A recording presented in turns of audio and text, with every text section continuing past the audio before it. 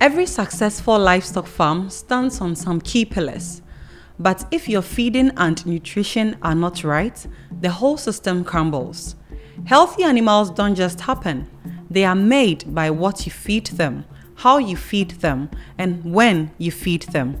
In this video, Fred breaks down the core principles of livestock nutrition, the building blocks of stronger immunity, faster growth, better fertility, and ultimately, a more profitable farm.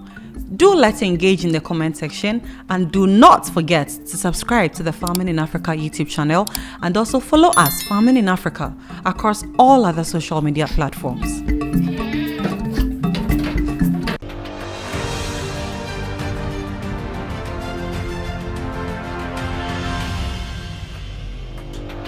Today we're talking about three important things, but I'm going to be focusing on one. As a livestock farmer, there are three things that you need to learn and be good at in order to succeed.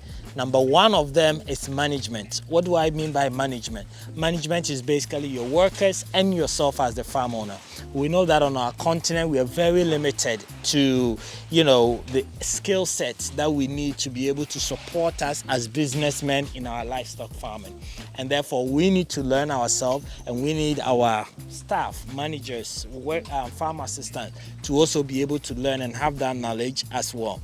In order to do that, we need to be able to train them with proper management. Management goes the way of hygiene, identification, all the processes and all the work that needs to be done. Today I was live on TikTok and somebody was asking me, is your place cemented? This place we are standing is not cemented, but we make sure that every single day we sweep and clean, right? That is part of management. Every morning, everybody here at the farm joins together and we go around one by one to do inspection. That inspection is part of management. So these are structures, people you work with, and ways that you're managing your farm, right? So that is very important, because if that falls apart, then the animals are not going to survive on their own. So management is key. Your staffing, getting the right people, right attitude, people that know what they're doing, or training them, all that falls under management. The second part that I want to talk about is health. Right? How do you keep your animal healthy? As they are eating from the floor, they are definitely exposed to a lot of worms, bacteria, virus than even we humans. So definitely their health needs to be guided, protected, and looked after all the time. And that is why it's important for you to get either a qualified vet, or for you as the farmer, all your workers to know how to medicate and be able to identify a sick goat and give them the right medication, right? So mostly what we do is we have a health program which we use throughout the year. So if you guys, those of you following us on TikTok, I'm sure you've seen the medication set that we just received from South Africa, which basically we use throughout the year. So we have antibiotics, we have dewormers, we have vaccines that we need, we have anti-inflammatory, so many different medications that we rather try to do prevention than cure. So what that means is that we know that in the month of May, we are entering into the rainy season, so we need to give them this and this and this and that, right, to prevent them from this and this diseases. So we do that instead of waiting for the goat to get sick, and then now we are like, oh, what do we give? What does he have? We don't even have a laboratory to be able to test what the goat has. So always try to prevent before. Then the third part, which is the most important and the one I'm going to focus on, is feeding, right? Animal nutrition. If you feed your goat well and give them the right nutrients and minerals they need, you don't have to even waste money on medications. So management, feeding. If you eat well as a human being, you hardly also visit the hospital. So that's why I want us to focus on feeding. Goats, sheep, cows, they are all human beings just like us. So some of us, when we are deficient in iron, when we are deficient in any vitamin, right, we have symptoms, even as humans, right? And we all learned this during COVID, that when we don't eat the right nutrients or food that we need, our immune system goes down, and therefore we are easily to be attacked by diseases or even fall sick. The same thing with our livestock as well. If you don't give them the right nutrients, they can easily get sick, they get complications, especially mortality rate, and kids will die, right? So that is very, very important. How do you do that? So I know most of you, are trying to keep your animals and do intensive farming. That is great, because that is the way for you to scale. I saw farming in Africa on Facebook, and I have been their #1 subscriber. I follow them on all the other handles.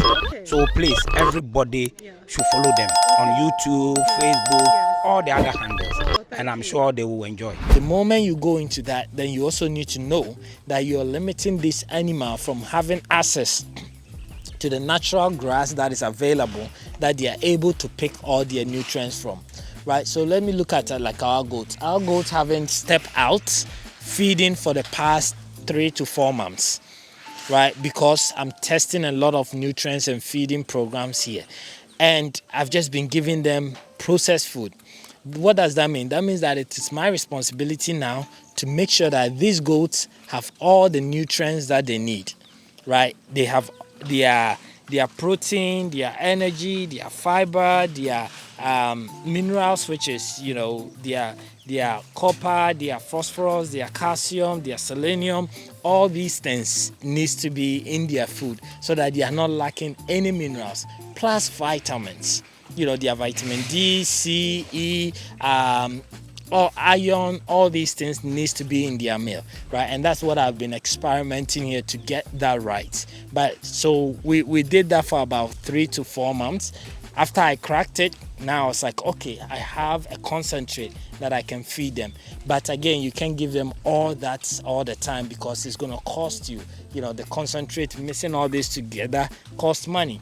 So then what we decided to do is to now give them a grazing field where they go and graze to get some fresh food, and then we give them the pellet. So how do we do it? We feed them 3 times in a day. So early morning, what we will do is we will give them the pellets.